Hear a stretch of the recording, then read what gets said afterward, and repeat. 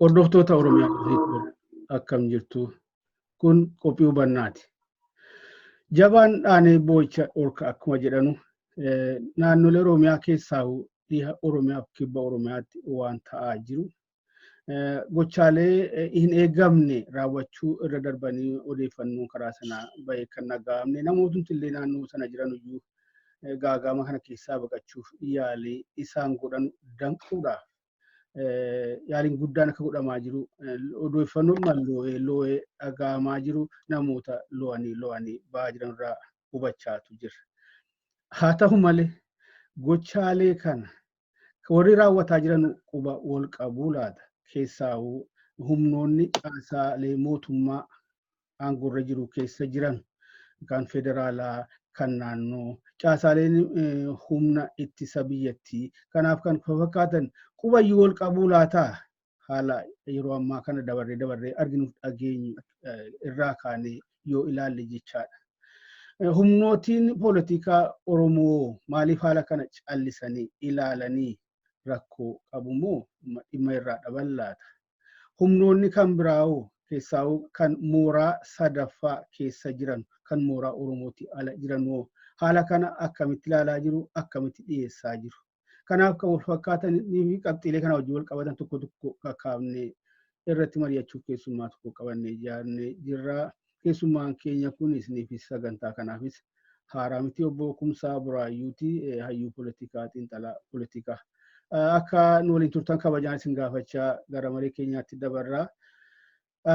Obbo Kumsaa maree keenyaaf kan nuuf ta'u akkuma tuttuquu yaalee haalowwan godinaalee Oromiyaa kana dhiha Oromiyaa godinaalee Wallaggaa garaagaraa fi kibba Oromiyaa Gujii fi Boorana keessatti mul'atan irratti yookaan ilaalchisee egaa ukkaamsaadhuma kana jalaa ba'anii odeeffannoonis baba'aa jira namoonnis baba'aa jiru waanuma haala kanaan qindaa'e tokko namoota lo'anii ba'an irraa waan dhaga'ame tokko waliin ilaallee gara marii keenyaatti deebinaa.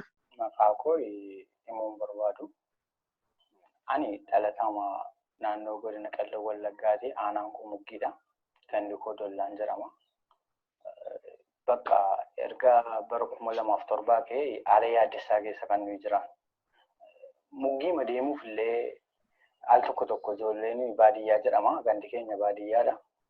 Makalaagaan nu keessa miti kan inni jiraatu aanaa Muggiirra, ganda Shebelliirra. Garuu gaxarii sana keessa sababii jiraannuuf gaafa nuyi deemne Muggiidhaan nullee sodaa guddaadhaan deemna. Reebamuu qaba. Namni haal baay'ee corroqa keessa gangashanii reebuu qabanii hedduu. Raayyaa ittisa biyyaatu akkas godha, poolisiin liyyuu haayiliinis akkas godhu. Anumtu mataan koo Muggii erga naqee ji'a 5-6 guuteera. Maaliif mattaawaqaa matuu qabdu mattaawaqaan sirkaa fuudhamee ciramee eenyummaan keetuu beekamuuti kan reebamtu. Reebicha sana baqachuurraan kan ka'e katamaadha kan nuyi jenneedhaan deemnee wayyaa bitannu waan tokko jennullee Muggiidha. Sababii akka malee reebamnuuf sababii akka malee taanuufi deemnee waan fedha keenyaallee Muggii deemnee godhachuu hin dandeenye. Sanarraan kan hafe haalli baay'ee ulfaataan immoo gaafa guyyaa 8 jechuudha. Walgahii nu teessisanii nagaan ta'a biyya kanaaf jedhanii waan tokko uummata keenyatti taasisanii waraanan baqatinaa waan tokko isin godhu ijoollee keessanii nama miidhanii nama ajjeesan jedhaniitu kan walgahii irratti taasisan. Tole jedhee walgahii irratti uummati iyyamamee bakka dhaggeeffatee ba'a. Dhaggeeffatanii baatanii garuu walakkaa sa'aatii yookiin sa'aatii tokko booddee deemee dargaggeessa kanatti dhufee jennaan biran darbu. Waraana kana keessa waraana lammii adda addaatu jira. Namni nama miidhuu barbaadu jiraachuu danda'a. Bakka ijoollee reebuu qabaa, ijoollee cabsuu qabaa, hamma rasaasaan ijoollee adamsanii ajjeesuurra ga'eera. Kanaaf nuyi jireenyi nuyi jiraannu maatii hiyyeessa keessa jiraanna. Biyyi nuyi jiraannu keessa biyya hiyyeessa nama hojjetee ofiin of bushuudha, ofiin of jiraachisuudha. Biyya nagaan qabne keessatti immoo hojjetanii jiraachuu jechuun hin danda'amu. Ba'anii galuun iyyuu sababii sodaachisaa yaaddessaa ta'ee fi akkamittiin baanee deemnee hojii hojjennee galuu dandeenya. Kanaaf jennee baay'ee sodaa guddaarra ituu jirru gaafa guyyaa 12 sana sa'aatii 5 irratti jechuudha. Safara Aminii jedhamutti ijoollee nama 3 raayyaan ittisa biyyaa Shabeelirraa gara Muggiitti socho'aa jiru safara sanatti argee mandara gidduutti nama 3 rukuta. Innaa katamaa jirra turre safara achirraa waan akka daqiiqaa 15 achi ol fagaanna mandara Dollaa jedhamu keessa jirra. Rukutaman ijoollee akkasii jennaan reeffa kaasuu dhumne. Namni walirree reeffa kaasnee reeffa nabiyyuu sana kaasnee reeffa sana fuunee deemnee boshoon mana keessatti du'ee awwaalan du'ennis reeffa sana fuunee gallee badhaasaa namni jedhamu kun rukutamee bada. Rukutamee gaafa inni badu warri kaan reeffa miiccanii reeffa isa kana awwaaluuf kaanii warri kaan immoo mucaasa kana barbaachuu caakkaatti deebi'an. Caakkaatti deebi'anii arguu hin dandeenye. Isa booddee mucaasa kana fuunee ijoollee boshoodhaa fi nabiyyuu fuunee gara maqaabirii warra musliimaatti geessanii awwaaluudhaaf. Boolla lamman isaaniitiif iddoo tokko qonnee qotamaa mayituu boolli jiru. Raayyaan ittisa biyyaa kun muggiin ga'eetu asii gadi deebi'aa jiru. Karaa irratti lafa maqaabirii sanatti dhufee nu arga. Gaafa nu arganii dhufanii nutti xaxxaran. Warri kaan teenyee jirra, warri kaan boolla qotaa jiru dhufanii nutti xaxxaranii karaa irratti gannu yaasan. Karaa irratti achii gannu yaasanii as keessaas namatti daballu qabna. Qeerroo baay'eetu jira waan ta'eef boollicha bal'isaa qotaa jiran. Sodaa guddaatu nutti dhaga'ame maaliif wanti inni baatu meeshaadha. Nun harka duwwaa jirra. Isayyuu immoo saddu'e garaan keenya gaddaa jiru ofirraa awwaallachuuf jechaa jirra. Gaafa inni ganaa nama gara biraatti dabalamutu jira jedhu baay'ee sodaanname. Innaa nama sanas ajajaadhaa ta'u karaarraa deemaa dudduuba isaaniitiin dhufe baas keessaa warra du'anii jira na awwaallatan nuun jedhanii sodaa guddaan nutti dhaga'ame abbootii lafa awwaalaatti dhiisnee warri dargaggootii achi keessaa baanee gara mandaraatti achi deebinu. Gaafa gara mandaraatti achi deebinu safara mana Tamaarii jedhamurraa immoo obbolaa nama 2 mana isaanii boroo jiru. Darajjee Iliyaas nama jedhamuu fi Daani'eel Iliyaas nama jedhamu muggiin ga'anii isa deebi'anii ajjeesanii achi as deebi'aniiru isaan. Gaafa safara geenyu ijoollee akkasii du'e nuun jedhan ammas. Ijoollee akkasii du'e nuun jedhanii dhandhee boonyee bakka waan goonu sababii hin qabneef mana isaanii bira geenye manatti deebinee galle halkan sana deebinee jechuudha. Facaasaa galgala sana namni hundumtuu sodaadhaan sababii jiraatuuf mana isaa keessan bulu. Halkan sa'aatii 8 keessas haa ta'u sa'aatii 9 keessas haa ta'u lafa bariisa ta'u dhufanii mana keessaa gasti fuudhanii isa kaan mana keessaa fuudhanii ajjeesuu isa kaan mana keessaa fuudhanii reebu waan ta'eef mana koo keessa teenyee du'an eeggannu jenne caakkaa keessa kan nuyi bulu. Yeroo hundaa namni keenya karaa irratti du'a adda addaatti mugiin keessatti kolliin keessatti kuuroo keessatti namni du'aa jira.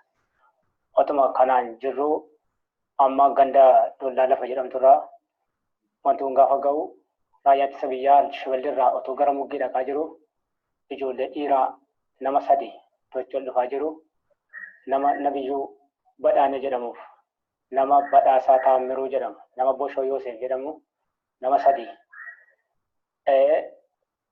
nama tokko birrisaas keessaa fuudhanii mobaayilii 6,000 achi keessaa fuudhan ajjeesan jechuudha. Inni tokko mana keessatti harmee isaa bukkeetti dhaanii ajjeesan. Ajjeesee isa booddee erginni harmee koo na rukutanii erginni jedhe booda kun ammayyuu hin duune jedhee dhaqee lubbuu isaa keessaa baasee rukutee ga'e. Nama sasadaffaadhaa reeffa dhabnee barbaannee dhabnee gallee warra kana reeffa isaanii awwaaluu gaafa jennu achi sila muggeetti wal darbaniiru muggeechi gaddeebis nama 2 ajjeesee gaddeebi'an. Gaddeebi'ee dhufanii gaafa reeffa kana lafa kaa'ee awwaalaa jiru namatti dabalamu jira ammayyuu ganaadhaati boollatti dabalaa qotaa nuun jedhanii. Sababa gaafnutti naanna'anii hin sodaanne isa booddee waraanumti tokko dudduubaan dhufee hoogganaa isaati fakkaata. Isa jiru awwaalatanii jedhee bukkee darbanii. Isaan booda garuu namicha isa tokko badhaataa mana jedhamu reeffa isaa gaa guyyaa 3 argame waraabessi nyaatee harka isaa eebbifitee booddee argame awwaala Dollaa keessatti. Nama 5 awwaalle jechuudha. Nama 5 gaafa guyyaa 12 gaa guyyaa 12 nama 2 awwaalle gaa guyyaa 13 reeffa isaa bushee nama 2 awwaalle. Ijoollee warra duuba du'an haadhaaf abbaan tokko kan ta'an obbolaa 2 walirratti ajjeesan. Jara lamaan waldaa guutuu hangeenatti awwaalle. Jara nama 2 warra godinaa immoo ammas waldaa musliimaatti awwaalle qabrii musliimaatti awwaalle boolla tokkotti islaama jala jechuudha. Kanaaf ammayyuu ganaatti hin daddaballan hin jennu. Haala malee waan tokko badii tokko malee raayyaan ittisa biyyaa waan baay'ee nu miidheef ganda keenya illee gadhiisnee naannoo gadhiisnee gara Gambeelaa kanatti baqannee kan nuti dhufneef gaaffii tokko malee sa'aatiitti dhufuu yeroo dhufanii nama ajjeesu nama cabsu akkaataa kanatti kan isaan deeman. Kan ani jechuu barbaadu irra guddeessa ajjeechaadha bakka ajjeechaa baqan. Ajjeechaa kana isin gaafatanii dhaabbatanii kana ati maqaan kee abaluudhaa kana balleessitee badii tokko malee ilmaan Oromoo dhiya kanarraa fitaniiru jedhu. Kan nuti intanaa deemmochii gadee fidu inuma erguu walgahii nu teessisu walgahii nu teessisanii ka'anii baqatina raayyaan kan keessanii ijoollee keessanii isin eeguudhaafi shanee eeguu fi shanee isinirraa oofuu jedhu shanee sana nu hin arginu. Isa booddee bakka gaafa dhufanii gaaffiin gaafatan. Har'a walgahii yoo ta'e boriitu amma gaafa guyyaa 8 walgahii nu teessisanii mana barumsaa Dollaa keessatti. Walgahii teenya achii kaane gaafa guyyaa 12 raayyaan ittisa biyyaa kun Shibildirraa kan achi ol dhufu ijoollee nama 3 ajjeesee darba. Ijoollee nama 3 aminiitti ganda aminii ganda Dollaa jira jiru achitti ijoollee 3 rukutanii ijoollee 3 rukutan kana keessa tokko hin bade badhaasaa ta'an Miruu Ciraamaan bade. Ijoollee 3 kana keessa Nabiyyuu Badhaaneeti Boshoodhaa badhaasaa jara kana keessa 3 kana keessa badhaasaan hin bade. Badee gaafa guyyaa 3ffaa argame. Erga nuti baqannee sodaannee baqannee jenneet argame. Doogee isaa dhaquu hin dandeenye ammas amma. Maaliif yoo dhanne duuna biyya keenya keessa jiraachuu hin dandeenye mirga jiraachuu hin dandeenye. Amma gara Gambeelaa kanatti baqannee jirran. As keessatti maal qaba Oromoon jiran yoo nu birmatanii kumaandi poostii nurraa ka'e niitoorkii nama akka kooti ijoollee 3 qaban. Ijoollee 3 haadha manaa koo wajjin bakkee matti dhiisee mana cufaatti dhiisetanii kan nas jiru. Akka isaanitti jiran hin beeku. Dawwalee hubachuu hin danda'u. Akkasittiin inni gatee dhiisee dhufe. Namooti baay'een keessatti walii isaanii beekuu hin dandeenye namoota adda addaa rukutanii nama Abduttiifaa jedhamu ajjeesaa jiru. Ajjeesaniiru awwaalameera. Namoota maqaa isaanii beekne namoota Akkalee jedhamu tokkos ajjeesaniiru. Awwaalameera sammuu fuulli isaa iyyuu wallaalamee haati manaa isaan deeganaa qabrii isaanii baastee qabrii guutuu wangeelaatti ta'e awwaalchiste. Rooroon amma nagagga'u nurra gahaa jira. Kanaaf bakkuma jiran wallaallee gara kanatti baqannee nuti. Amma gara na dhuftarree haalli itti dhuftan maal fakkaata? Yeroo dhufne immoo nu karaa qaxxaamuraa caakka keessa baane karaa sana nagarra hin baane. Bakka iyyatti jedhamu keessa baane karaa cabsannee achirra baane caakka baraa keessatti baane akka tasaa ta'e makiina tokko argannee gara Gambeellaa galle. Gambeellaa gallee immoo namoota naannoo isaa jirutu biddeenfaa nuu kenna. Nu kennee nu busha malee isaatiin waan tokko hin qabnu balbala keenya banaatti dhiisnee baane guyyaa baane jechuudha. Gara biyya keessaatii baane daggala keessa naannoo sa'aatii 3 waan ta'u miilla keenyaan deemnee dhufnee karaatti baane akka tasaatuu deemaa jirru makiinaa warra karaa arganne makiinaa sanaan galgala sa'aatii 12:10 irratti dhufnee Gambeela galle.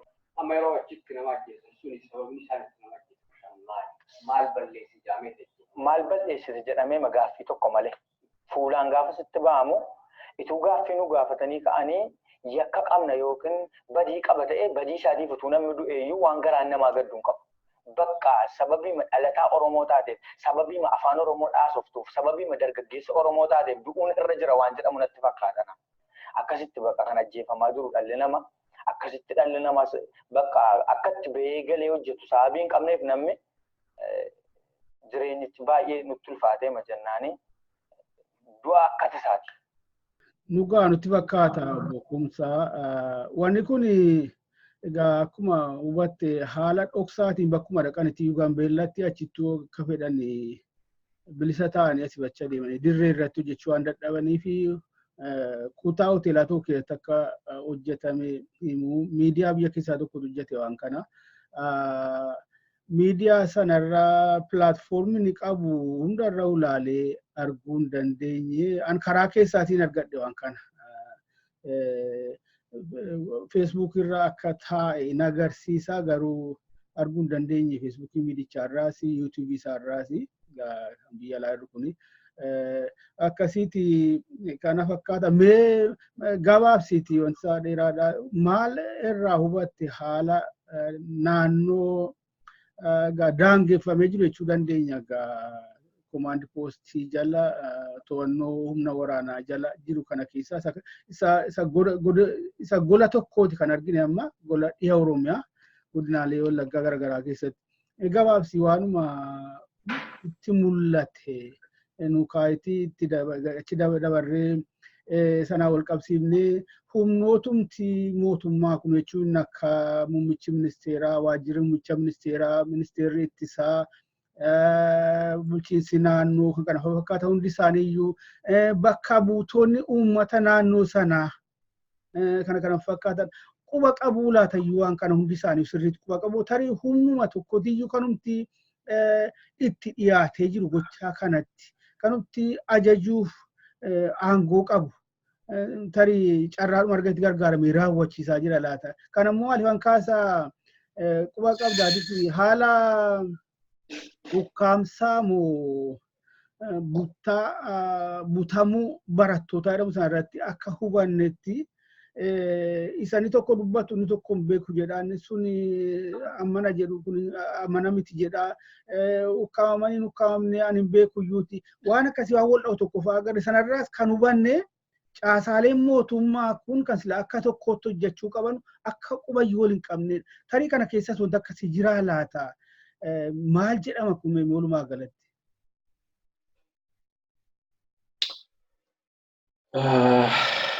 Baay'ee nama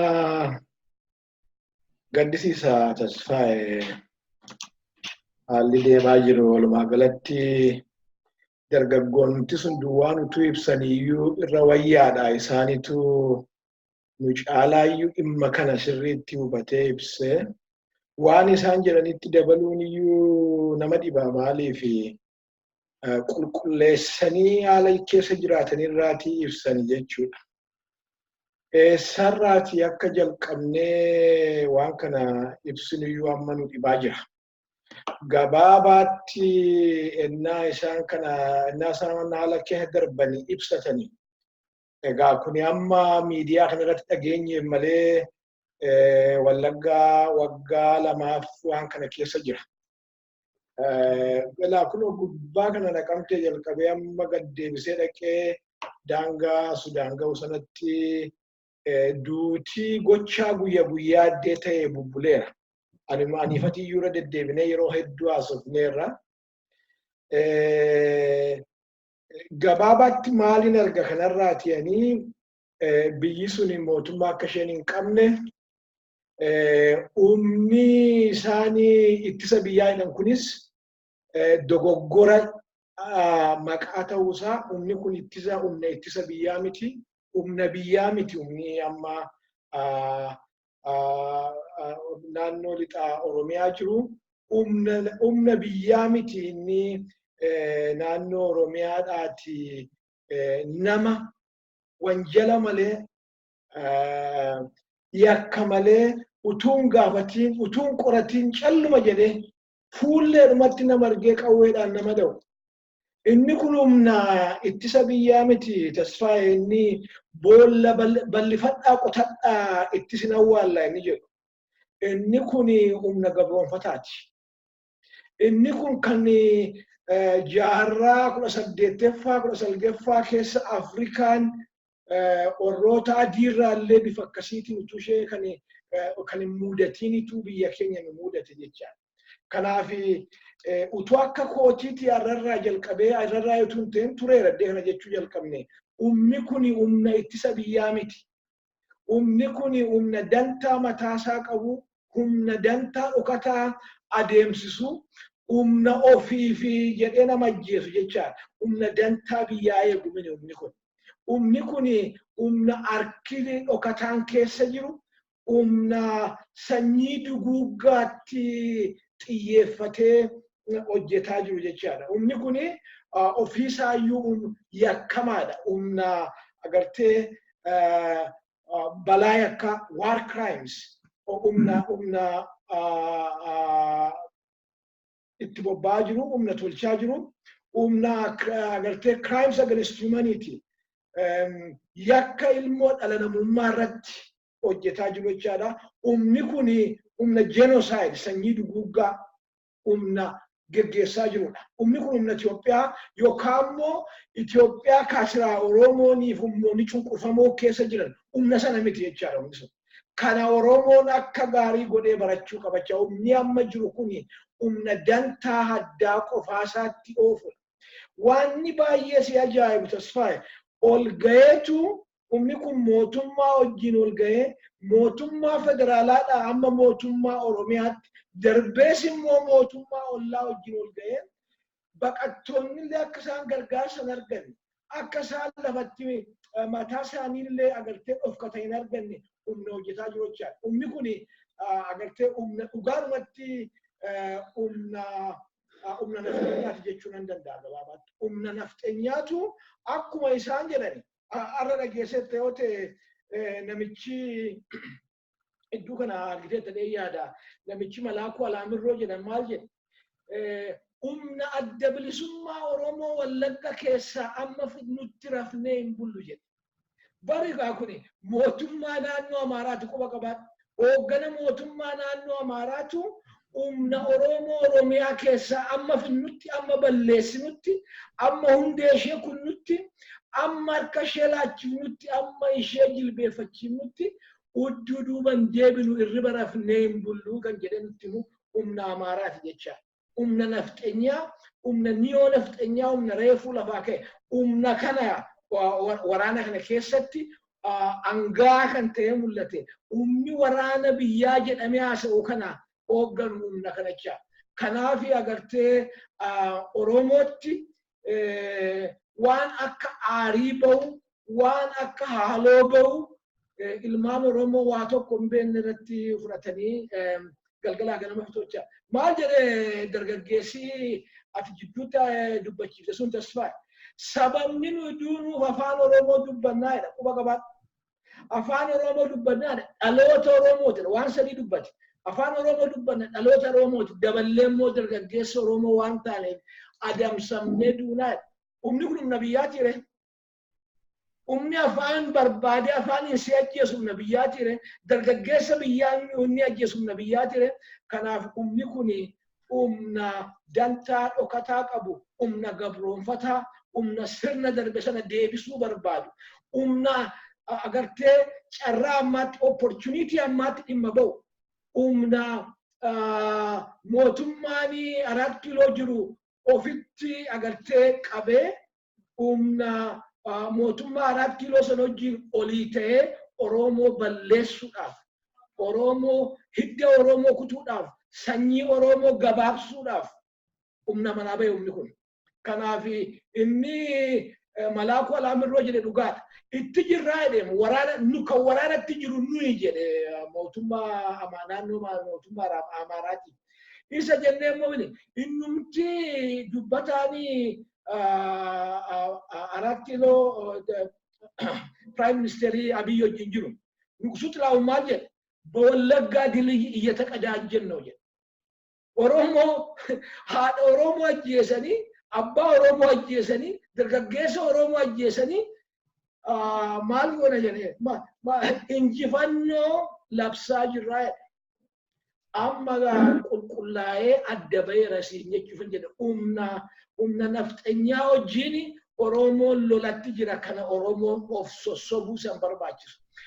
Lolli amma jiru humna Oromoo fi humna nafxeenyaa jidduu jechuudha. Isma kana fakkaatanii Gujiirratti ta'aa jiru tasfaa. Isma kana fakkaatanii Booranatti ta'aa jiru tasfaa. Isma kana fakkaata amma kunoo gara Ilubbaaboritti ni bal'ataa jiru tasfaa. Waanni si ajaa'ibaadha. Ijoolleen Oromoo silaati eddee sadii jiran eddee sadii jechuu nan danda'a. Tokko ijoolleen Oromoo paarlaamaa Itoophiyaa jedhamu sana keessa jiran yoo Oromoo dhuguma Oromoodha ta'an duulli akkas qindaa'an kun ilma Oromoo irratti ennaan ni oofamu afaan qabatanii taa'uun agartee taajjaba keessaa ishee dhumaati jechaadha. Kaan immoo paarlaamaa Oromoo isa ofiin jedhu tasfaaye naannoo inni nan busha jedhee deemutti humni kun akka itti daaraa godhee agartee ilmaan Oromoo daaraa godhee haadha Oromoo salphisee durba Oromoo salphisee qe'ee Oromoo daaraa godhee biyya beelaa godhu. Paarlaamaanii Oloompiyaa taa'u sun inni amma biiroo Oloompiyaadhaa qabu Oromiyaa ofiin jedhan sun namni tokkittiin kilmaa afaan tokko dubbanna jecha. Kun qaanii guddaa Oromoon keessa jirtu mootummaan kun Oromoo fidhata akka inni hin qabaatin soba akka inni ta'e kan agarsiisu jecha. Kaan immoo waan si ajaa'ibu humnuma waraanaa kana keessa iyyuu humnoonni Oromoo jiru. Humnoonni Oromoo agartee sodaarraa naa ta'u jaanjaynaa naa ta'u obbolaan isaanii irratti agartee humni diidaa kuni humni nafxanyaa kuni agartee raayyaa ittisa biyyaa fakkaatee naanni lola qindaa'aa irratti oofee sanyii nukutu achuma keessa ilmaan Oromoo du'a obbolaa isaanii kana ilaaluun waan ajaa'ibaa waan barri jijjiirame waan safuun bade waan namummaan huqqate natti fakkaate naan taa'ee ilaala. Kanaafuu gabaabaadhumatti waraanni harkaanuu qabu lolli harkaanuu qabu lola ijoolleen nafxanyaa yeroo eeggatanii opportunist yeroo eeggatanii sa'atii eeggatanii uummata Oromoo irratti banan waan ta'eef lolichi lola maalinni humna ittisa biyyaa inni jedhamu sobadha. Humni ittisa biyyaa hin jiru. Humni ittisa biyyaa silaa kan seeraan buludha. Humni ittisa biyyaatu jiraate tasfaa'e labsii humti komaandi poostii kun silaa paarlaamaadhaan ta'a quba qaba. Yoom akka labsiin kun dhumu quba hin qabnu yoom akka labsame eenyu akka labse maaliin akka labsame koreen kana abboomtu namni mirga dhala namaa naannoo sanarratti eegu koreen kana hojjetu hundumtuu hin jiru quba qaba. Akka garaa isaanii Dr. Abiyyi fi daaqoniin sun daaqon Kibrati yeroo barbaadanitti waraana duraanuu Amaarri keessatti hangaa'ee dhufee foolataa jiru Oromoo dha'uudhaaf foolataa jiru isaaniif fuudhanii eeyyama laatan laayisensi godhan jechuudha. Kanaafuu eeyyama 4 kiiloo laatame sanatu ijoollee nafxanyaatti kennamee ijoolleen nafxanyaa immoo lammii keenya obbolaa keenya ola deemoo keenya guddatoo keenya qawwee biyyaatiin qabeenya Oromootiin qawwee bitame. Warqee Oromootiin buna Oromootiin qawwee bitame. Midhaan Oromootiin qawwee bitame. Kanaan deebisanii Oromoo ajjeesaa jiru. Kanaafuu yeroo amma Oromoon keessa jiru yeroo kamiyyuu caalaa kan bara Mallasillee caalaa amma afaan guunnee dubbachuu dandeenya. Kan bara Mallas caalaa kan bara Mangistuu caalaa yeroo ammaa kun yeroo Oromoo irratti xiyyeeffatamee Oromoo hidda kutuuf. Isma Dr. Abiyyi ganama jedhe sana sabboonummaa Oromoo hidda kutuudhaaf sagantaa inni baafatee irratti hojjetaa jiru jecha. Kanaafuu akka tokkotti si gaddisiisaa, akka tokkotti miira keessa si naqaa, akka tokkotti immoo Oromoo akka Oromoo dhalatee lafarra jiru akka inni walitti ijaaramee oliin ta'ee balaa kana dandamatu kan isa kakaasu jedheen yaada. Gabaabaadhumatti guyyaa mootummaan kun guyyaa kufaatii isaa lakkaawwachuu eegaleera. Gaariidha. Waan lama addaan walitti bu'u waan wal faalleessuu darbee addaan walitti bu'u completely faallaa walii ta'e kanatti gaafte keessaa tokko innichi aangaa mootummaa naannoo Ollaa mootummaa naannoo Amaaraa maqaadhaan dhufte warri kaanis meeqaan saalii sararree fi naamiti humna bilisummaa uummata Oromoo buqqifnee balleessuudha irratti hojjechaa jirra. Inni waajjira muummicha ministeeraa keessaa immoo injifannoo galmeessaa jirra. Isaan ifatti afaan guutanii yemmuu akkas dubbatanu dhimma kallattiin isaanii ilaalle. Tarii dugda duubaan akkamitti akka isaanii walitti hidhate gaatuuttee taatu tarii ajandaa isa dhokataa. Ajandaa kanatu dubbannu ajandaa isa waggaa 150 duraa nu yaadachiisa. Beekumsa. Yeroo uummata kana cabsanu akkan quba qabutti tokkitti naannoo Arsii qofatti marraa 5 itti duulchise milikiin. Marraa 5 duraa dhahamee deebi'eetiyyuu marraa 6 irratti humna gargaarsa biyyaan baa kana fa'iin cabsee akka haala sanaan itti dhufee inni yeroo itti fudhata. Ifatti akkas dubbachaa jiranu yeroo kana dubbannu maal yaadannaa waan waggaa tokko walakkaa dura immoo finoota kaartaa jedhamee kenname jedhan sana ifatti immoo naannoo Oromiyaa jedhamtu kana ciccirraa isarra immoo darbee sabboonummaa jedhan kanatiyyuu uummata kana akkas godhe gandatti galchee jechaan waa'een sabboonummaa kun waa'ee eenyummaa uummata Oromoof waa'ee bilisummaa walabummaa uummata kanaati wajjin waan walitti hidhatee jiruuf kun olaallu dhuguma duulli guddaan ka ifatti gaa akkas dubbachaa ifatti waan akkasii raawwachaa muran inni immoo bakka bu'aa uummata Oromoo jedhame inni addaa walitti wannan jedhe isa mootummaan naannoo Oromiyaa paarlaamaan Oromiyaa bulchiinsi kan godinaalee sanaa tokkoon isaaniirraallee waa tokko dhaga'uu dhabuun kana tiyyuu addaa walitti wannan jedhe kana kanuma walitti qabnee meetu fagaanneen deemnii warra mooraa sadaffaa jechuun warra mooraa Oromooti ala ta'an mootummaa naannoo isa ta'uu bulchitoota godinaa isa ta'uu jaarmolii mormitootaas jaarmicha biyya naannicha olaantummaan bulchaa jiru isaan ala kan jiranu keessaa warri mootummaa tokkummaa Itoophiyaa warri jaarmolee uummata Amaaraa miidiyaalee isaanii fi instituushoonni kan biraa kan jaraa hojii walitti qabatanii jiranu akkamitti dhiyeessaa jiru laata waan kana kanammoo waan ukkaamsaa jedhame sana waan amma ammaatti akka hubannoo kootitti waan 100 keessa harka 95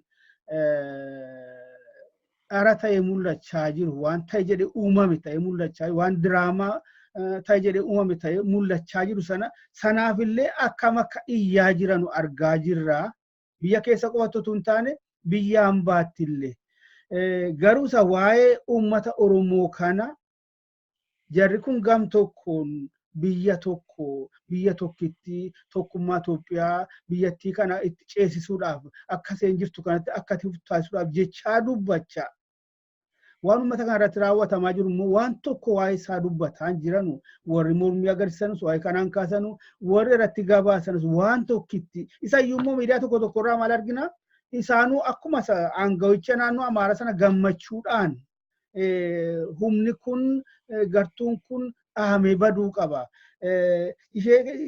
Haala isaanitti rakkina kana tiriit gochaa jiran mee kana walitti qabnee maal agarsiisa kun immoo uummata keenya kanaaf gartuulee kana gidduutti yemmuu waan isaan Itoophiyaa jedhan kana keessatti yemmuu ilaallu maal dhaamsa akkamii qaba laata kun uummaticha kana maal yaadachiisa uummata keenyaa kana maal yaadachiisa maal agarsiisa? Uummata keenya kan inni gabaabaatti yaadachiisuu qabu waggaa meeqaa wajjin jiraatanii waggaa meeqaa walitti biyya qabna jedhanii uummanni keenya Itoophiyaa isaan yaadan sana ta'uu dhabuusaa isa yaadachiisa uummata keenya. Itoophiyaa isaan yaadan, Itoophiyaa isaan beekan, isa isaan jaallatan, isa akka uummanni keenya hin ta'in dhibbatti agarsiisa jechaadha. Mee fakkeenyaaf warra poolitikaa yoo adii guutasfaaye. Warri amantii warri Itoophiyaadhaan maal hojjetaa jiru ortodoksii yoo fudhattee fakkeenyaaf yeroo kaan amma dheengadda waan ijoollee sanaa irratti kan isaan hojjetaa jiran biyya alaatis biyya keessaas argaa jirra.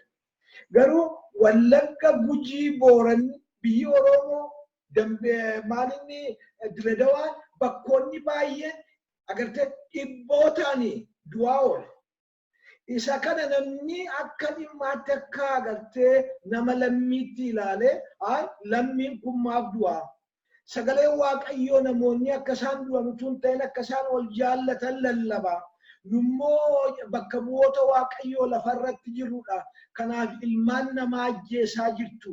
Ilmaan namaa dhaabaa jedhanii namni tokko ittiin gaaf tokko namni gaafatan jiru. Tasfaa'ee Dr. Abiyyi maal jedhe? Ortodoksiidhaaf Itoophiyaa gargar baasuu hin dandeenyu jedhe. Kanatti jedhanii isatti jedhe. Ortodoksiidhaaf Itoophiyaadhaa gargar baasuu hin dandeenyu jedhe.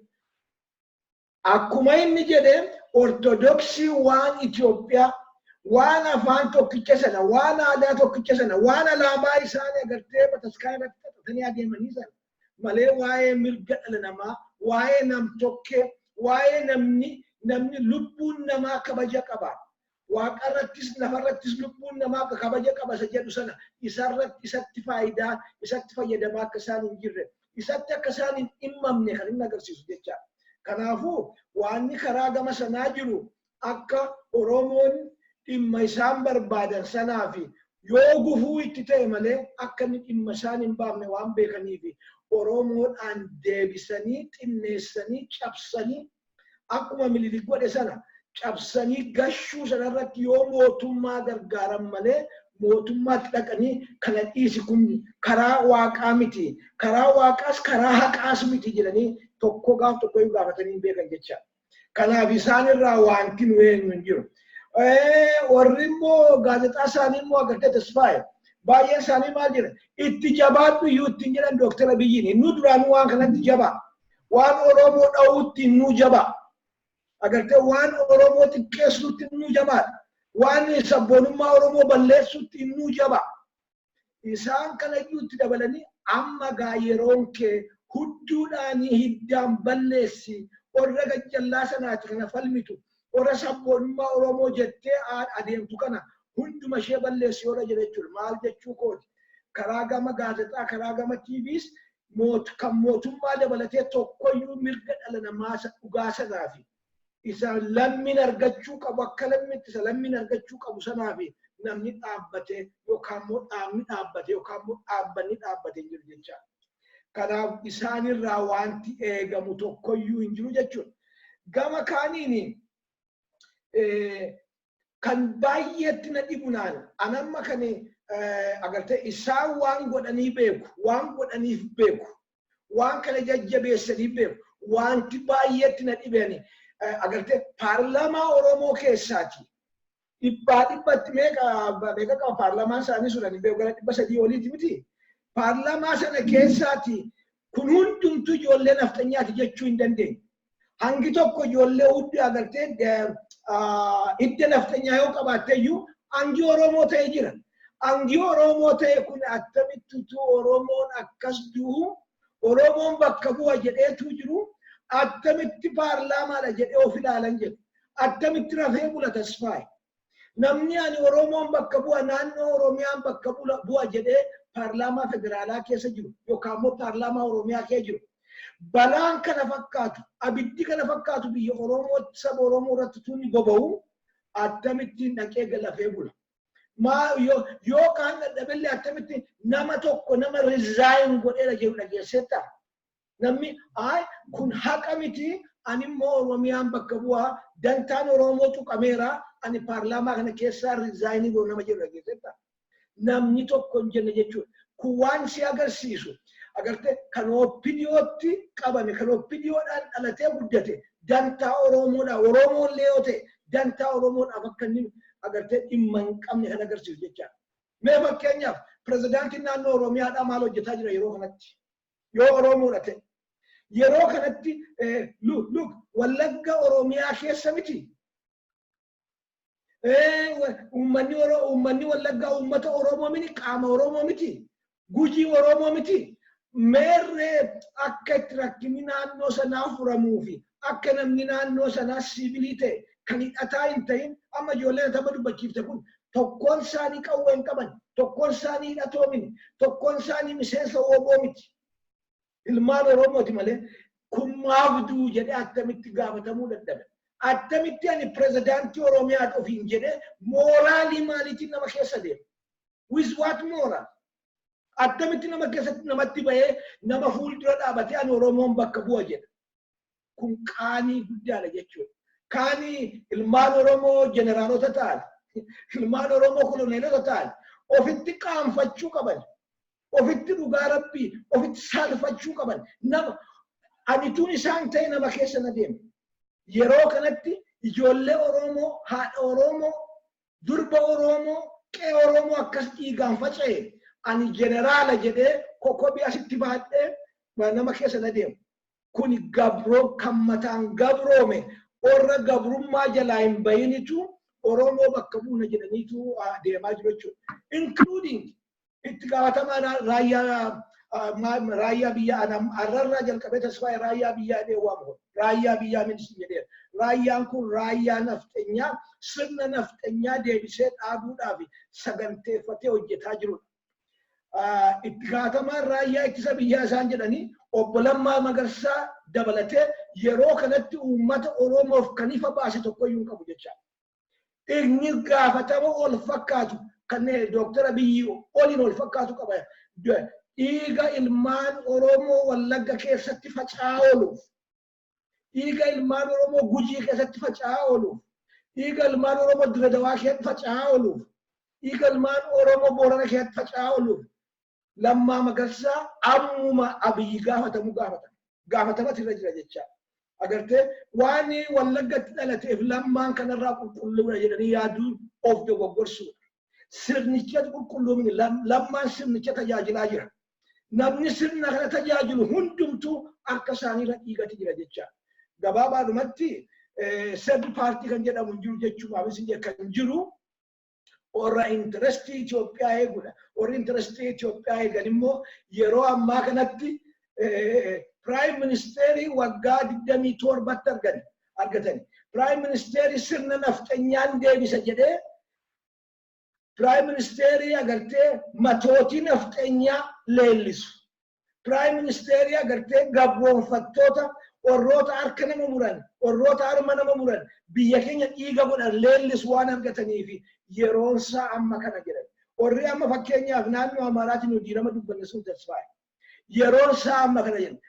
ጊዜው አሁን ነው የሮሳ መከለች አገርተ እነዚህ መንጥሮ ማጥፋት ጊዜው አሁን ነው ማለት ይቻላል ተስፋ ዱራኑ ኢማመተ ቀብጀቻ ኦሮሞ ኢሳንዲ ኦሮሞማ ጃለቱ በለሱ ዳፊ ኢማመተ ቀቦቻ ኩዳማ ከና ዶክተር አብይሞ አገርተ ማንኒ ሞራሰነ ሴኑን ኢማመተ ሰናፊ እየመከነ የቸ ኢማመተ ኦከታ ኢሳን ቀበን ሰናፊ እየማርገተኒ የሮ አማከረ ኢፋት ኡመተ ኦሮሞ ረቲ ሎላ ወራነ ኢፋ ለብሰኒ ይበቻ ከለ ዱዋኒ ተስፋዬ ሪፖርቲኒ ቀለም ወለጋላ ዱፉ እርባ መለስ ቡሹ ደንዳ ማል ጀቹ ባይሳም ነሙ መከራራ ደመን ኢትሻከሉ ሲጀደ አተምት ህልመና ማትሻከልተች አተምት ረሳሰ ህልመና ማትሻከልት ህልመና ማትረሳሰ ሻከላ ጅራ ኡሚ ኦከታም umni agarte umni kun bari umna salpamini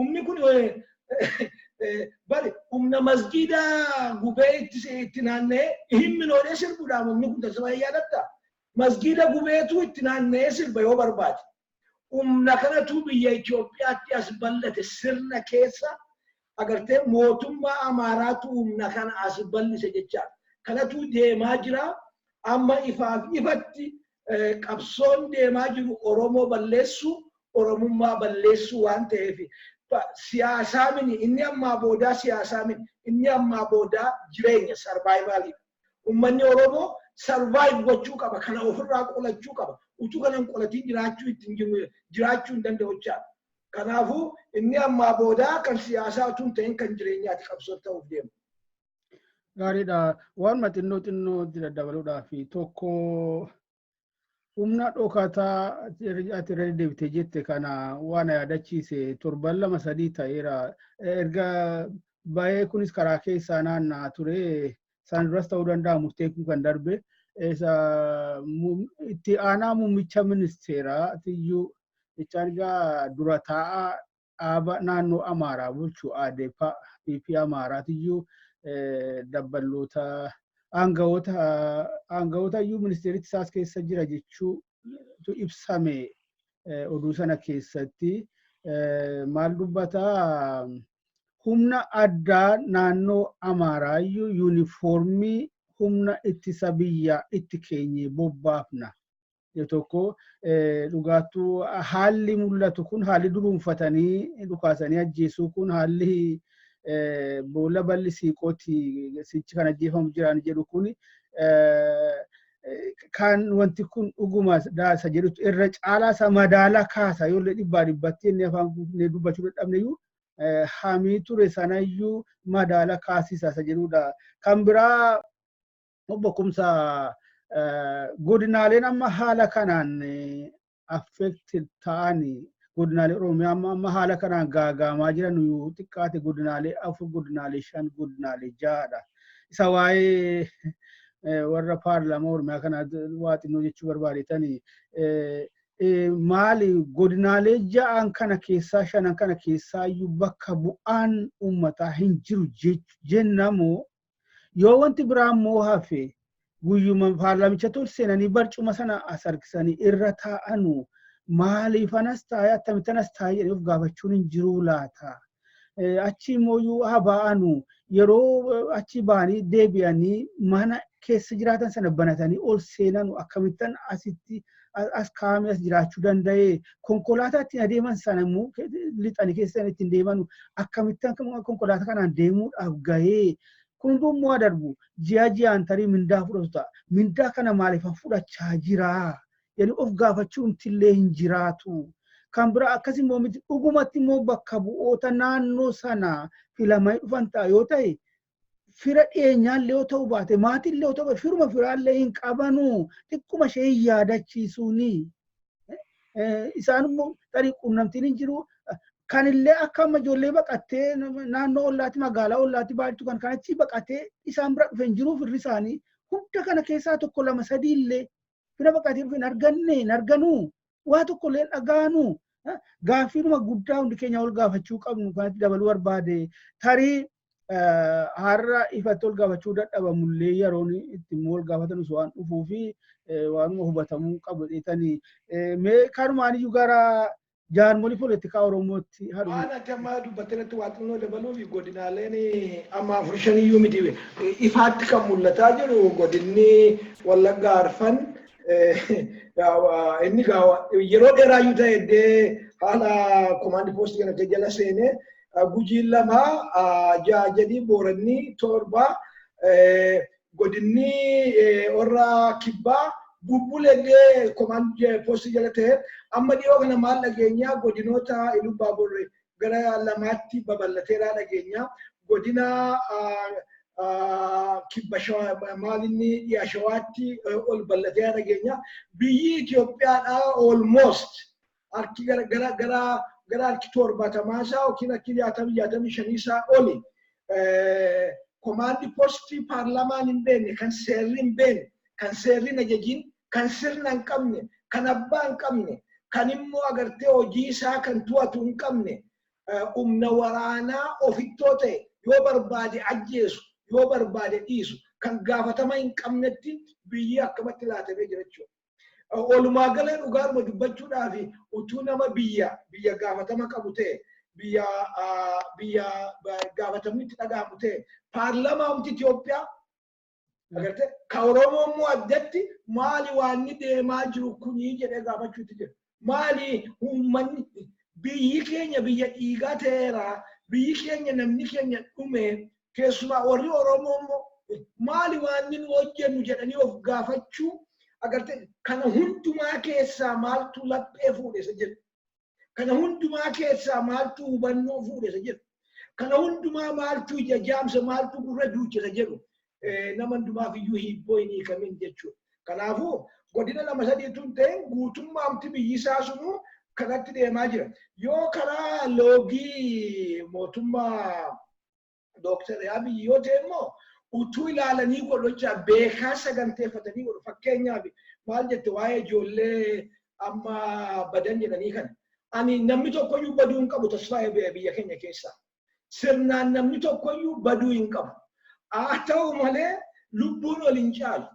Amma isa qaataa warri Haile Sillaaseen fa'aa Minilik fa'aa mootummaan Amaaraa jedhu hojjetaa jiru jecha. Ka ijoollee Amaaraa lubbuun xiqqoon iyyuu ka Oromoo kuma dhumaa baate kana caalti jechuudha. Maal godhe muummichi ministeeraadha. Abbootii jara kanaa wajjin ta'anii yeroo baay'ee haasa'an jechuudha.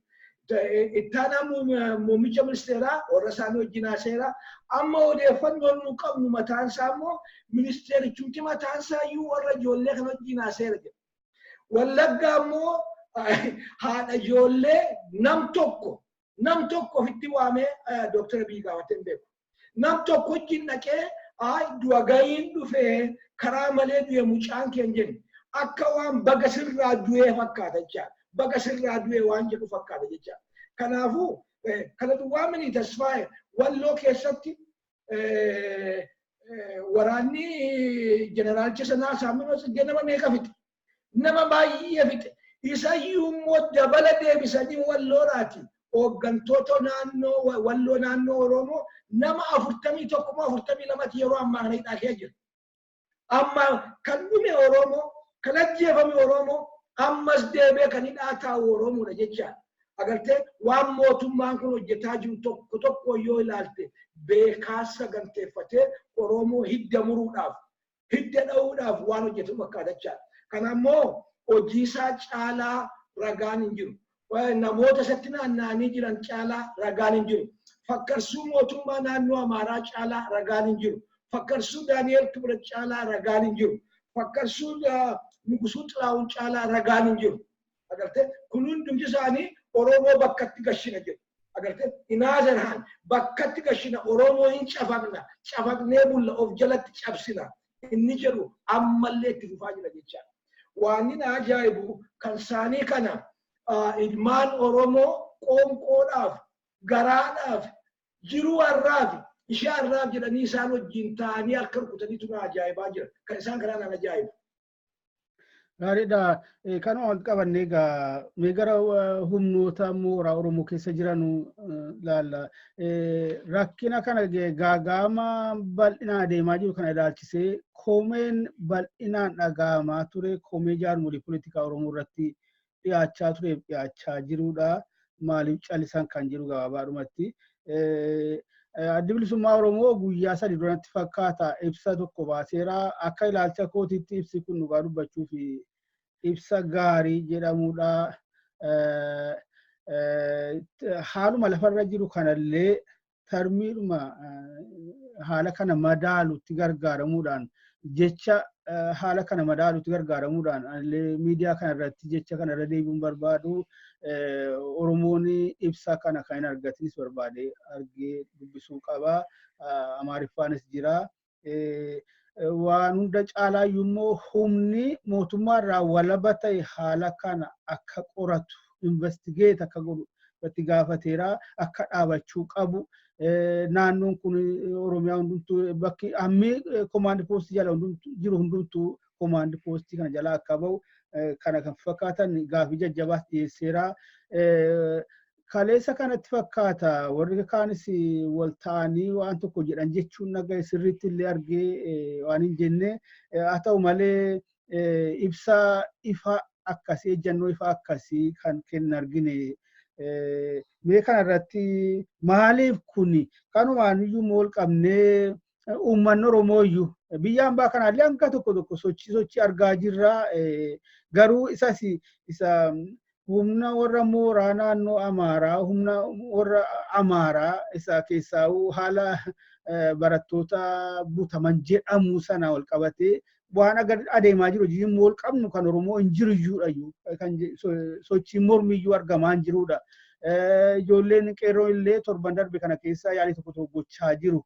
Garuu haala waggaa 3 darban beennu sana wajjin walitti qabne ilaalle fi haala lafa irratti mul'achaa jiru wajjin biroo qabne ilaalle homaa walitti dhiyaatu. Kun maaliif ta'e laata? Mee kan jaarmolii poolitikaa Oromootiin qabnu maal rakkina maaliitu irra jira? Rakkinni seeraa, rakkinni poolitikaa, walta'iinsi mootummaa kana wajjin godhan maal inni sababni isaa maaltu sitti mul'ate? Gaaffii baay'ee gaariidhaaf jabaataadha gaafatti tasfaa'e. Sabni tokko kan inni dhaaba poolitikaa barbaaduuf akka inni yeroo rakkinaa qixa itti agarsiisuuf direction karaa rakkinni kun itti hiikamu mala rakkinni kun ittiin hiikamu katooftaas katarsiimoos akka umni gurmaa'e kun itti agarsiisee ija ta'ee gurra ta'ee miila ta'ee ittiin deemuuf kan namni dhaaba poolitikaa barbaaduuf. Yeroo ammaa kana yeroo ammaa mini waggaa 2 guutuu Oromoon utuu walirraa hin citiin dhiigaa jira. Dhaabonni Oromoodhaa, dhaabonni siyaasaa Oromoo, dhaabonni poolitikaa Oromoodhaa kufaatii hamaa agarsiisan kanarratti. They are terribly failed. Kufaatii guddaa agarsiisan jechuudha. Maaliif jechuudha? Ennaa inni dhiigu, ennaa inni rakkatu, ennaa inni lafa seenu dhabu, ennaa inni karaa waan kana jalaa bahu dhabu. Dhaabonni Oromoodhaa yookaan gaaddisa jedhaniitu waa 2 waa 3 waraqata baasanii achi wannu jedhu yookaan immoo qofaa achi bahaniitu namatti haasa'u, miidiyaatti haasa'u malee agartee saganteeffatanii coordinated action agartee rakkoon kun akka inni dhaabatuuf rakkoon kun akka inni mala argatuuf rakkoon kun akka inni agartee kana caalaa hin ballanneef waggaa 2 guutuu utuu isaan mana keessa olii gadi naanna'anii dhiigni kun hundumtuu dhangala'e jechuudha.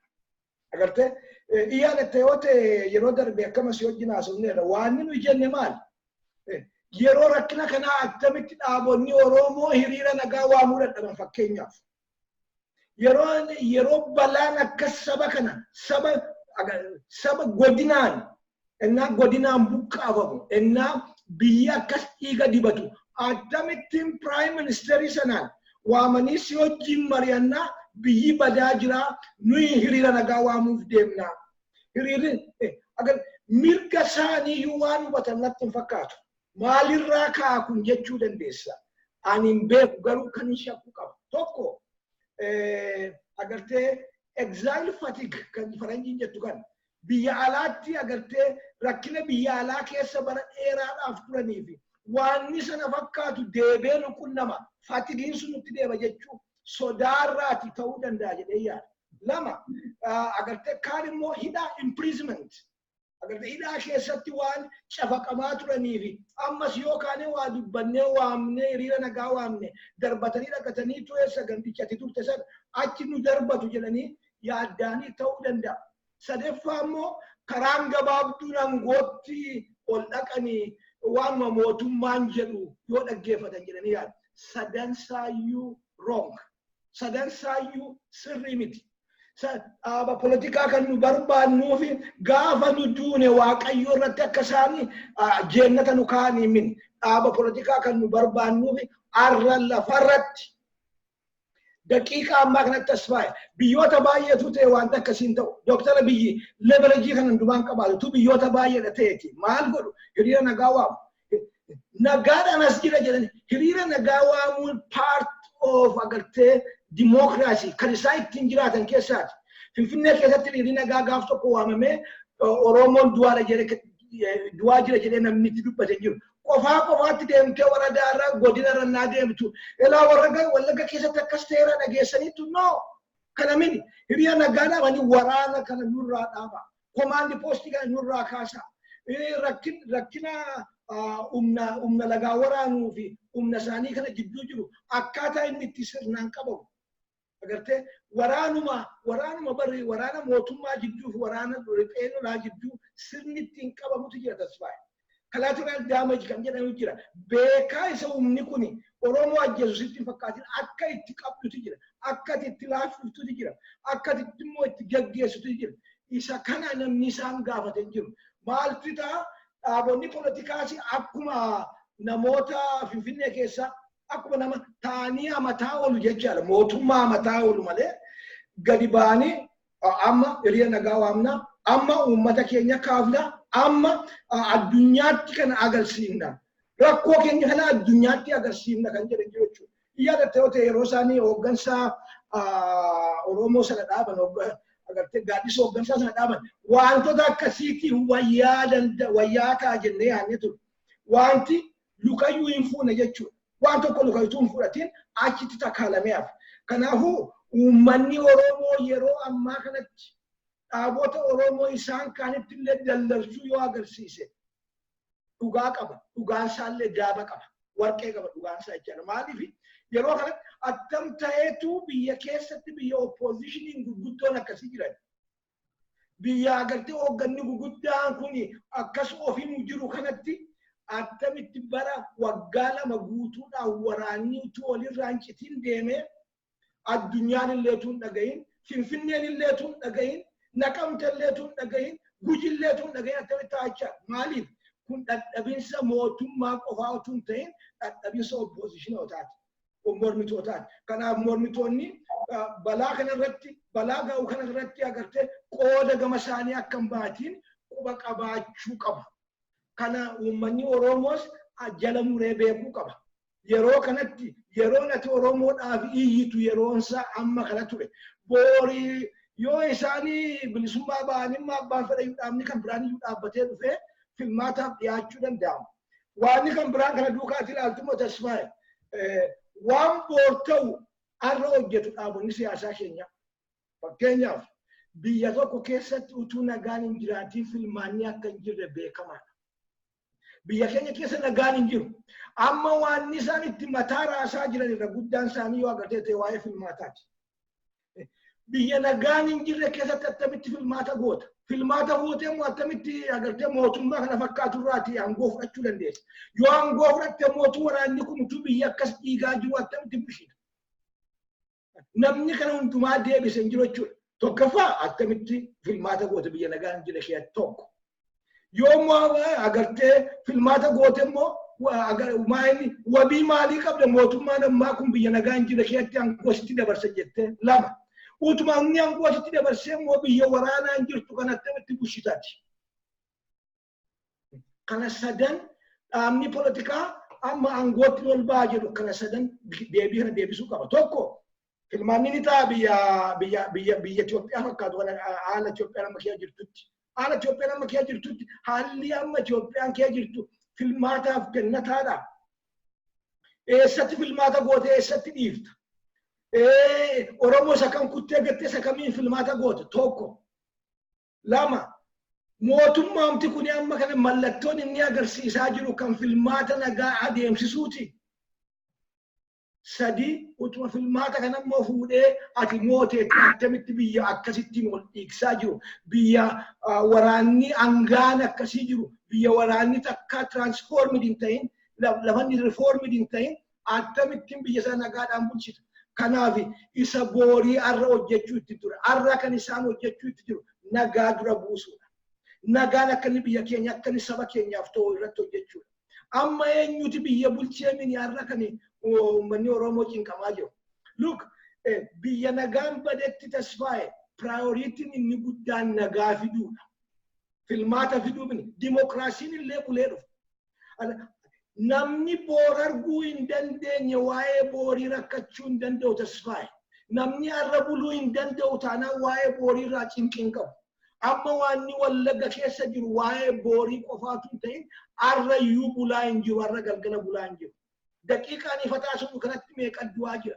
Gujiin kana keessa jira. Bakkoonni hundumtuu impunity seera dhablummaati biyya moo'ee jira. Inni jalqabaa seera biyyatti deebisuudha. Mala sanaaf immoo kan mala baasuu itti jiru dhaabota poolitikaati. Dhaabonni poolitikaa proposaalii fiduu isaa itti jira. Fakkeenyaaf rakkina ammaa kan attamitti furu. Proposaalii fiduu qaban. Akka rakkinni ammaa kun itti furamu mataa isa kanaaf iyyuu mala qabaachuu qabu dhaabonni siyaasaa. Walumaatti qabna uti kumsa yeroo nus ka dheerataa deemaa jiruu fi gara xumuraatti akka deemnus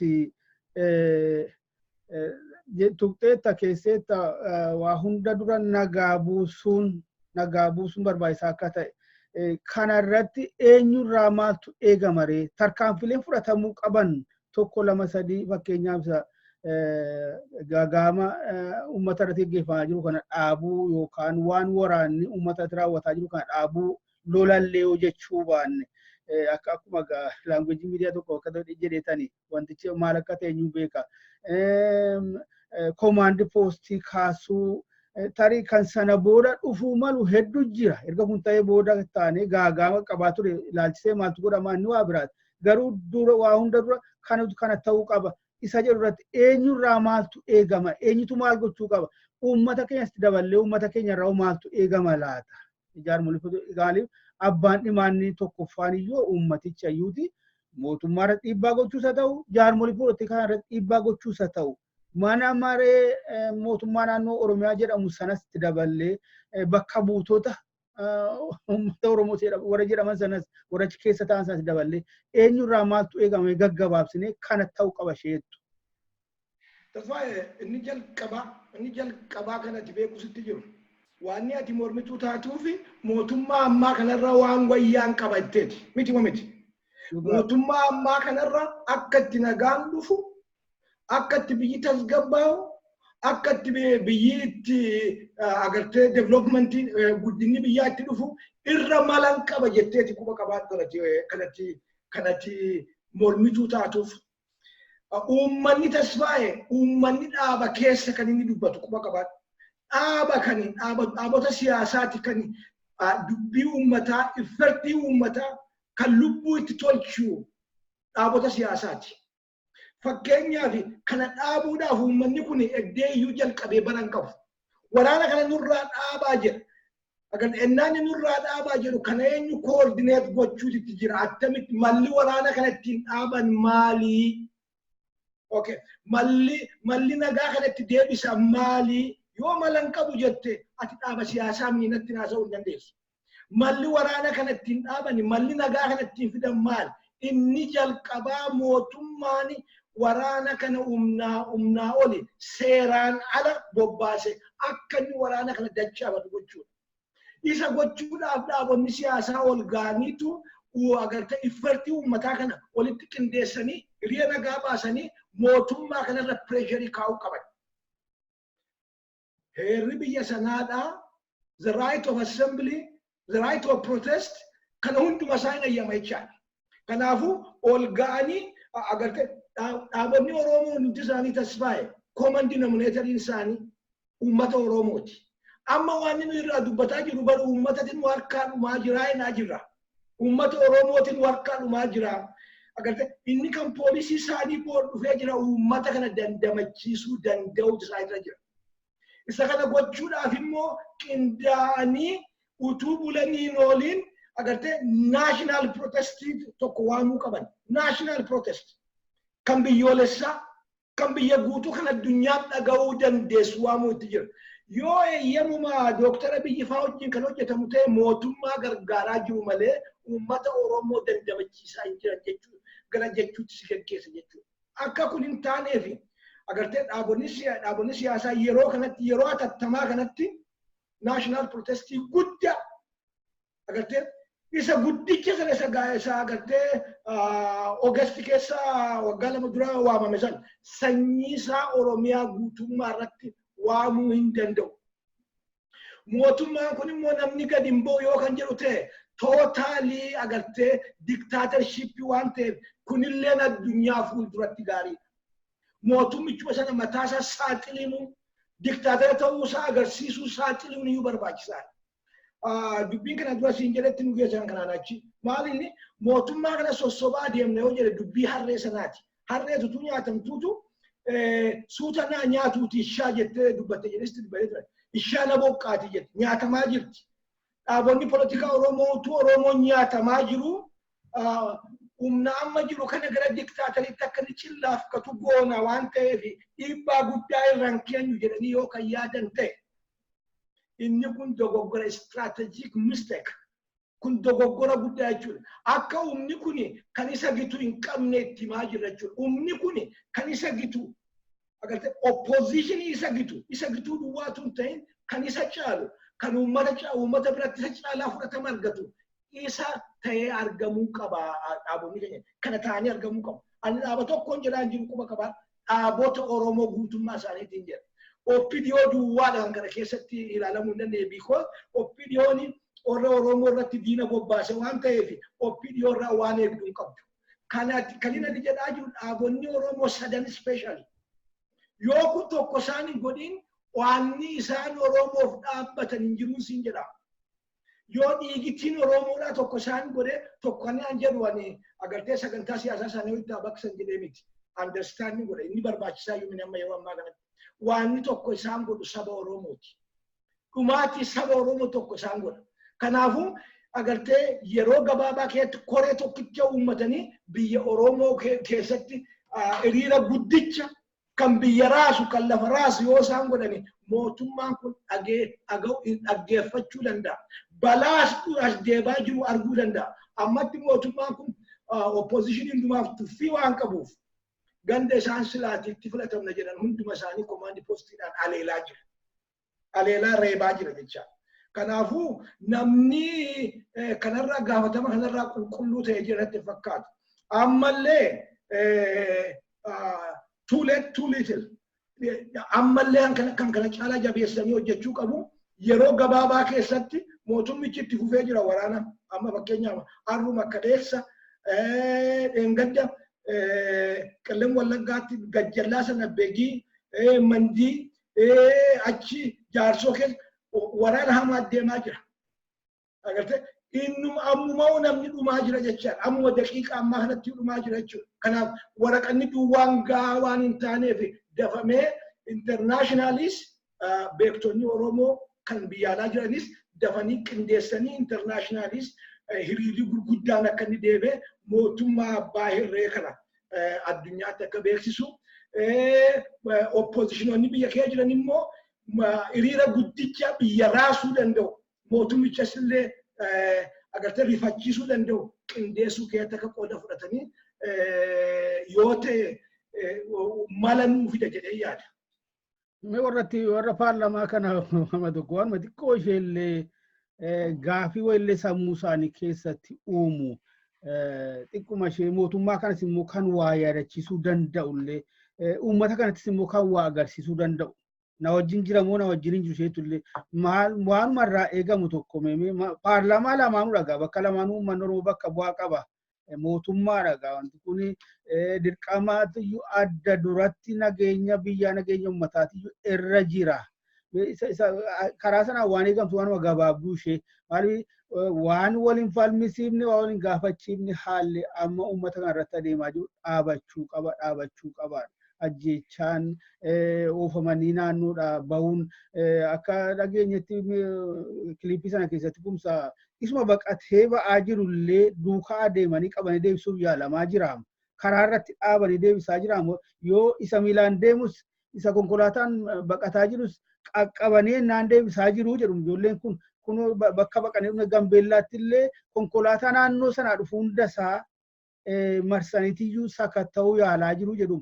Kun dhaabachuu qaba waliin gaafachiisu. Jarri kun waan godhan qabu meeme waanuma uummata kanallee waa hubachiisu tokko. Na wajjin jiramoo na wajjin hin jiru. Goma bakka bu'aa kooti immoo miti isa jirullee kan hubachiisu tokko. Gabaabaadhu.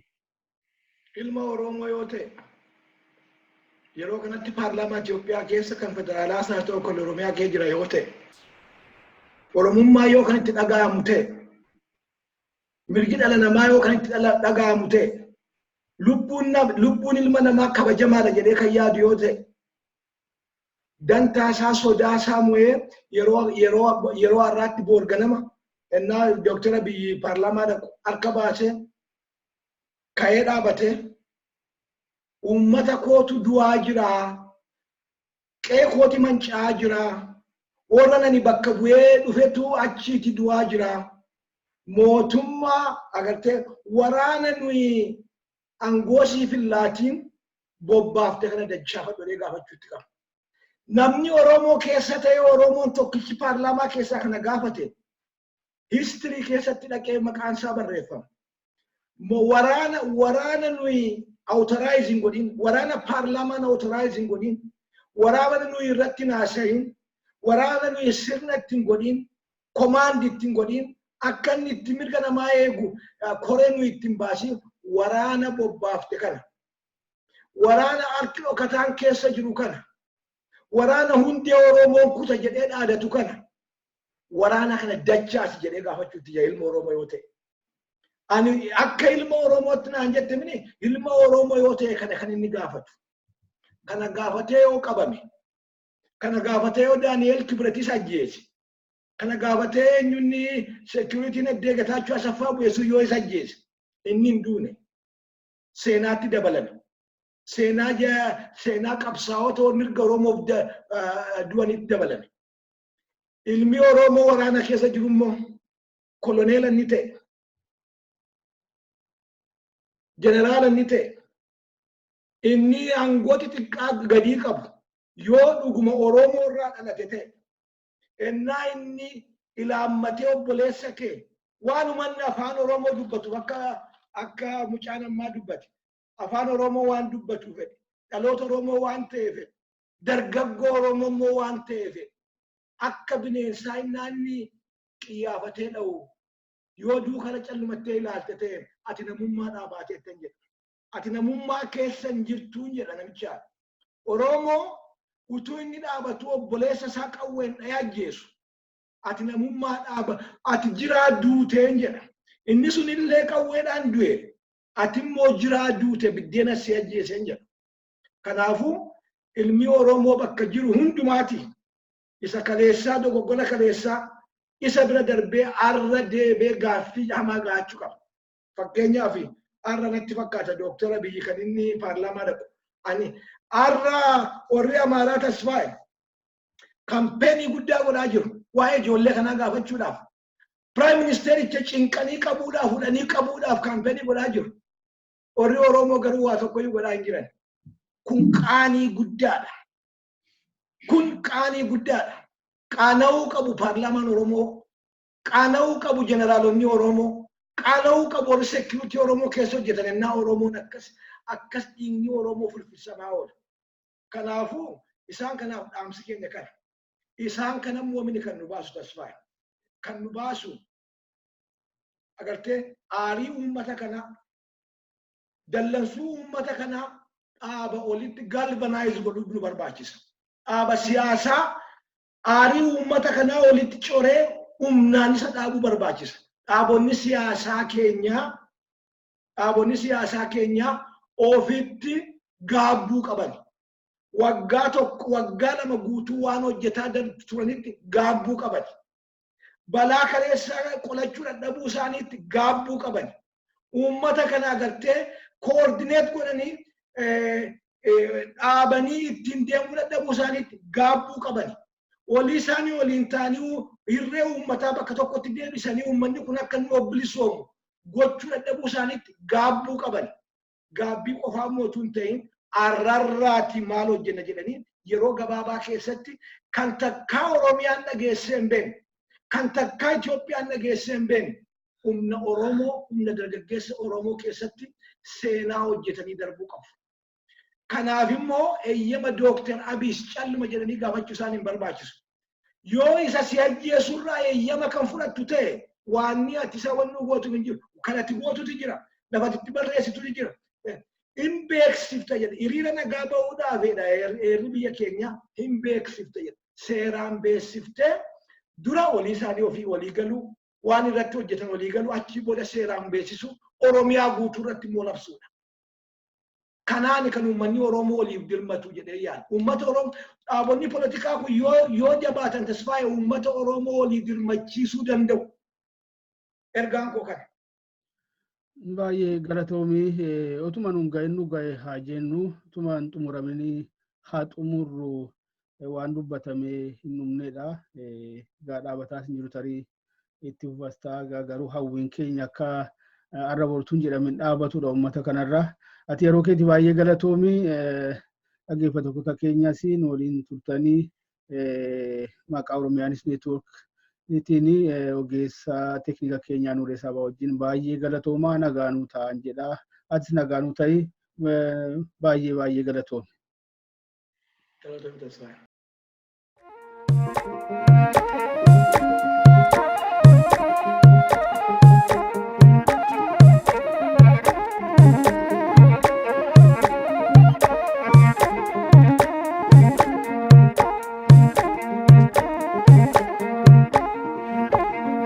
Kenya mogani zafanoni wami choli firmanat esa karamfani zafano jecha hula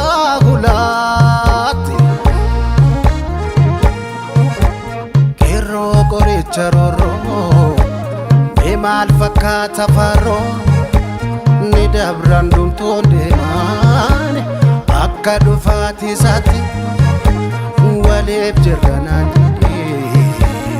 amma lubbuun jirrutti jabaatan mucaa ta'uuni hundan nama jaalata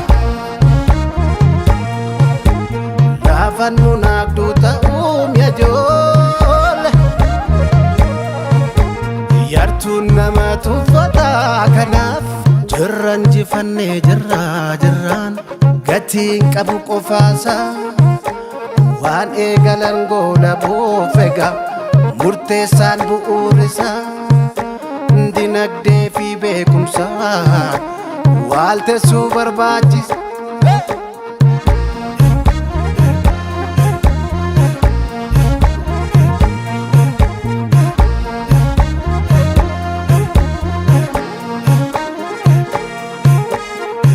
Washee walitti muuni wayya maafirra dibu baay'annee tokko ta'uun keenya kan ta'uu dhibee irraa seenuun haamotaani itti seenus nu huba anci jadhee ciicadhoo waanan jedheefan qaba warra waan nyaatu keessa warri waan nyaachuu baree fuulatee mi'eeffataan nu maalitti jirraree cidhan cidha taasisuu firan nama miidhagsu qopheeffachuudha yoos keessummaa gaggeessu yoos keessummaa gaggeessu yoos keessummaa gaggeessu yoos keessummaa gaggeessu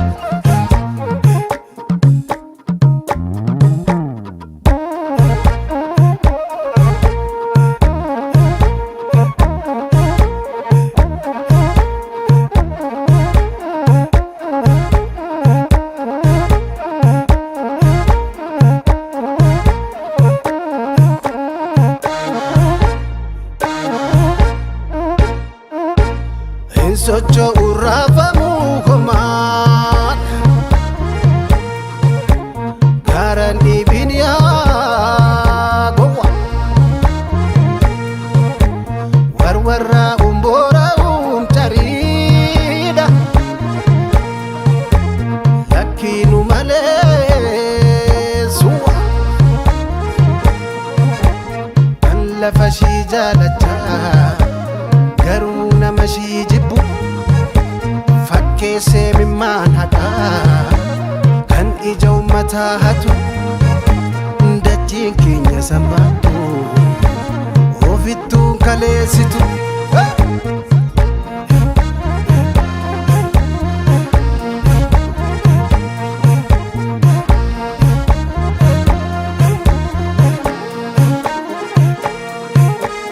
gubiistaa turraaf jalaani bakkittiin sun hoomillee danda'uudha taatasuushii faga qabne fiidashii jabeessin jabeeffannaa gadhiisan salphinishi gaafa jiraa du'uuni warra kolfaas ta'u